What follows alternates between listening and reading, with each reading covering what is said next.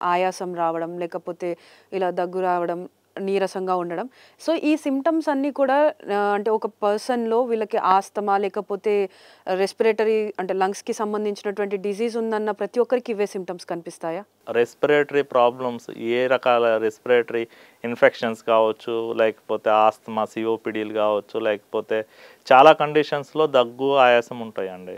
అయితే మనకి ఎప్పుడు రికగ్నైజ్ చేస్తాము అంటే గనక సపోజ్ ఆస్తమాలంటే చెస్ట్ టైట్‌గా ఉండడం, రాత్రిపూట నిద్ర నుంచి లెగవాల్సి రావడం, వేకువజామున పిల్లి కూతల్లాగా రావడం ఇట్లాంటివి ఉంటాయి.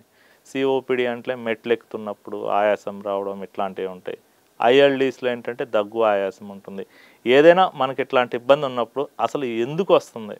మనకు 2 వారాలకు మించి ఇదివరకు మనం చేసే పని ఇప్పుడు ఎందుకు చేయలేకపోతున్నాం? ఇదివరకి మన కొలీగ్స్ తోటి గానీ, లేకపోతే మన పిల్లలతోటి గానీ, హస్బెండ్ తోటి కానీ వాక్ చేస్తుండేవాళ్ళం.